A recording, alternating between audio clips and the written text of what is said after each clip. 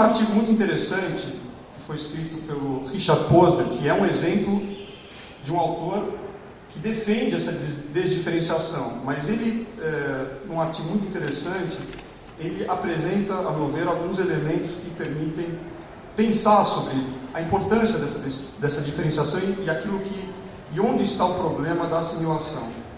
Ele distingue duas formas de raciocínio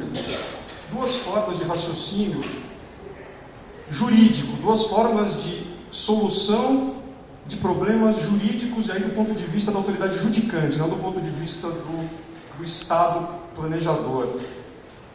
A primeira forma que ele identifica é a forma do raciocínio jurídico top-down, de cima para baixo. E ele usa o termo top-down não no sentido de uma descrição hierarquizada do ordenamento jurídico, ou seja, não é no sentido de que primeiro nós temos que olhar para a Constituição, ver como é que a Constituição trata o problema, e aí olhar para a forma como o legislador resolve o problema, e o julgador, aquele que vai aplicar a legislação, sendo obrigado a respeitar as normas hierarquicamente superiores que definem as suas competências e restringem o seu espaço de atuação.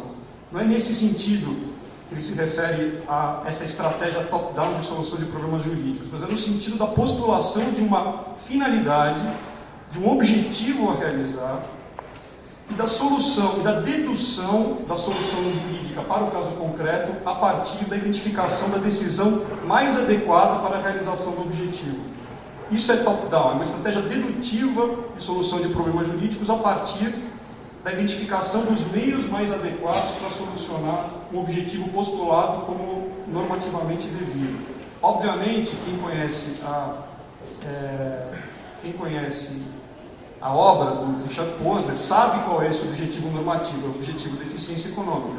A maximização da eficiência econômica ela é postulada como objetivo normativo a realizar, e a separação entre decisões corretas e incorretas do ponto de vista jurídico é determinada pela contribuição que as decisões e as suas alternativas poderiam dar para a realização da eficiência econômica. A decisão correta é aquela que é mais adequada para realizar a eficiência econômica. A decisão incorreta é aquela que não é a mais adequada.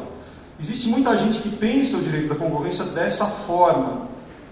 Como eu falei, eu acho que isso é bastante problemático e acho que estou em boa companhia nessa afirmação. Qual é a outra forma, que é a forma que tradicionalmente caracteriza o pensamento jurídico para a solução de problemas concretos? Diz o Posner, é a forma bottom-up, de baixo para cima. De baixo para cima não significa necessariamente indutivamente.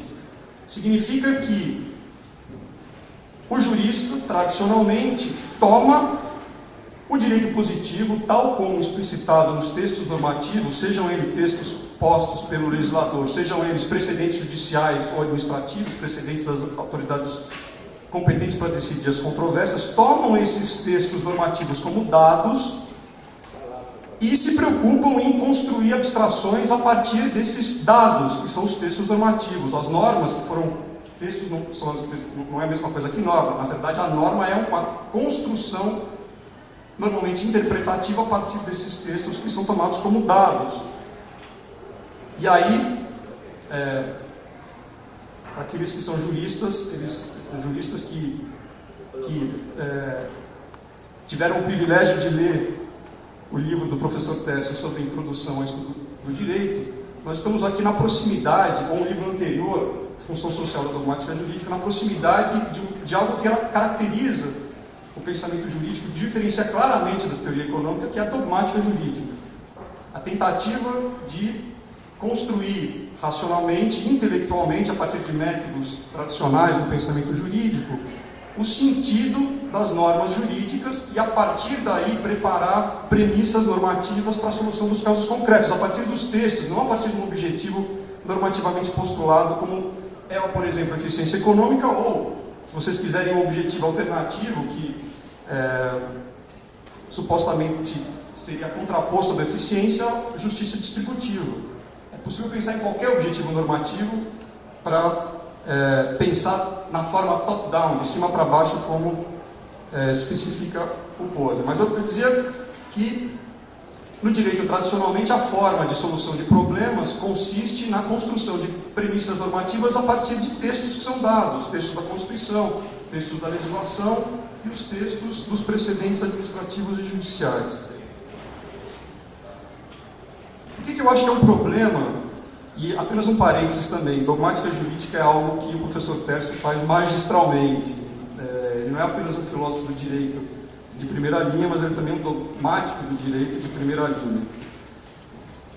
E o que o professor Tércio fez aqui, pelo menos na primeira parte da sua exposição, é um exemplo de dogmática jurídica constitucional. É partir do texto da Constituição e tentar extrair construtivamente, criativamente, a partir do texto da Constituição, diretrizes normativas para a solução de problemas concretos.